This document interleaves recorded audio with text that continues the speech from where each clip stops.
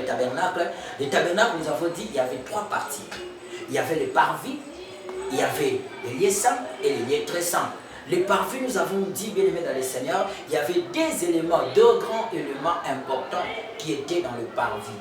Il y avait l'autel des holocaustes, l'autel des offrandes consumées, et il y avait aussi la cuve des reins. Nous avons expliqué, bien aimés dans le Seigneur, dans la profondeur, l'autel des holocaustes consumés. Nous avons expliqué, bien aimés, que cet autel était, bien aimé dans le Seigneur, pour une offrande qui sera totalement brûlée, totalement consumée, totalement détruite.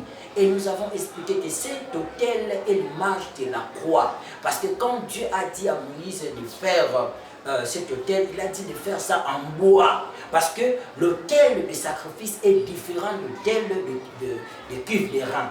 Est différent. L'autel de cuve des reins est travaillé au travers des reins, au travers des bronzes, mais l'autel des sacrifices est fait sur le bois, mais couvert de l'or. Pourquoi sur le bois? Parce que l'autel des sacrifices représentait la croix. C'est là où, bien aimé dans le Seigneur, Jésus a été consumé. C'est là où, bien aimé dans le Seigneur, Jésus a eu la charge de tous nos péchés, de toutes nos iniquités. Et nous avons expliqué, bien aimé dans le Seigneur, dans cet autel, il y avait 4 cornes.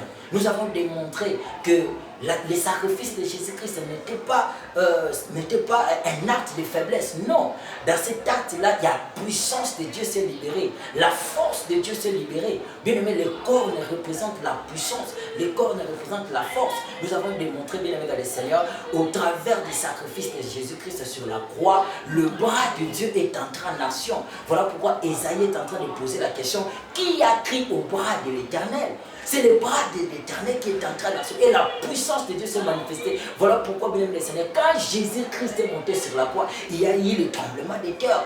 Il y a eu, bien aimé dans le Seigneur, même des rochers s'est fendu.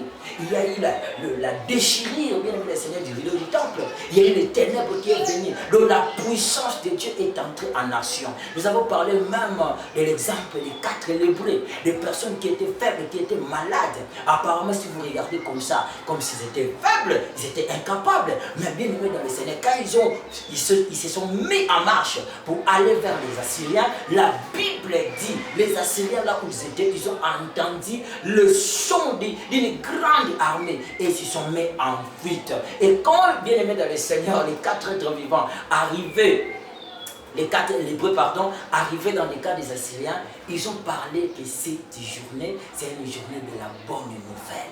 Vous voyez, donc Samarie a bénéficié d'un travail des personnes faibles, des personnes malades.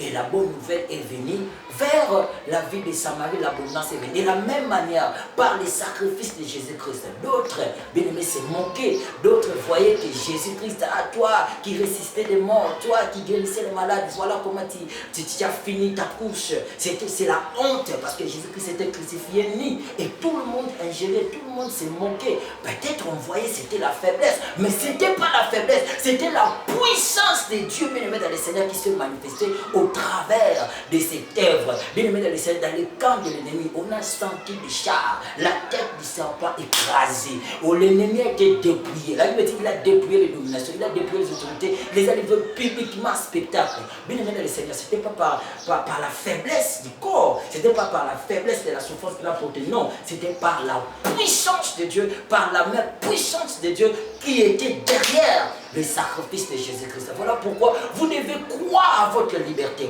Parce que la mort de Jésus a dégagé la force que l'ennemi ne peut pas supporter. La mort de Jésus a amené la puissance de Dieu que la maladie ne peut pas supporter. Bien aimé dans le Seigneur, tu dois ouvrir ton intelligence par rapport à l'œuvre et le sacrifice de Jésus-Christ. La puissance de Dieu était en jeu. La Bible dit, quand Jean a regardé, on lui a montré, oh voici le lion de la tribu de Juda. Mais quand Jean a regardé, il a vu l'agneau. Mais l'agneau qui était immolé, qui était à la forme d'immolé. Mais qu'est-ce qu'on a remarqué? Jean a remarqué dans cet agneau-là qui était faible, mais l'agneau avait des cornes. Il avait 7 cornes. Bien aimé dans le Seigneur, je te rassure au travers de l'œuvre de la croix. La puissance de Dieu. Rassure-toi, bien-aimé du Seigneur. La puissance qui a mené l'ennemi à lâcher, qui a mené l'ennemi à se dépouiller. La puissance de la main de l'Éternel. C'était comme, bien-aimé du Seigneur, dans les temps des enfants d'Israël en Égypte. La Bible dit Dieu a libéré son peuple par sa main puissante. Donc la main puissante est pesée sur Pharaon. La main puissante de Dieu.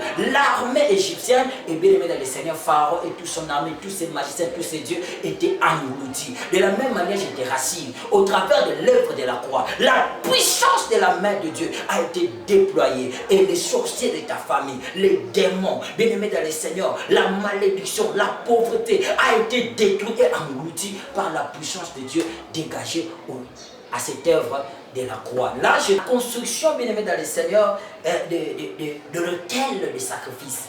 La Bible dit, Dieu a dit à Moïse dans cet autel qu'il puisse mettre des barres. Des barres pourquoi? Des barres pour permettre que les gens puissent porter cet autel de sacrifice. Oh bien-aimé dans le Seigneur, l'œuvre de la croix, toi qui crois en Jésus-Christ, tu as la responsabilité de porter l'autel de sacrifice. C'est-à-dire, Jésus a dit, celui qui croit en moi doit porter sa croix. Bien-aimé dans le Seigneur, nous devons porter l'autel, bien-aimé, de sacrifice. C'est-à-dire, nous devons nous sacrifier nous-mêmes. Nous devons porter notre croix. Nous devons consumer la chair, détruire la chair. Parce que c'est là où Jésus a détruit sa chair. Quand Jésus a détruit sa chair, bien aimé dans le Seigneur, il a été couronné. La gloire l'a accompagné. Tu veux que la gloire puisse t'accompagner, bien aimé dans le Seigneur. Toi qui as crié en Jésus-Christ, tu dois passer sur l'autel des holocaustes. Tu dois passer sur l'autel de l'offrande consumée. C'est là où, bien aimé dans le Seigneur, la chair sera consumée. C'est là où, bien aimé dans le Seigneur, la puissance même du péché sera détruite.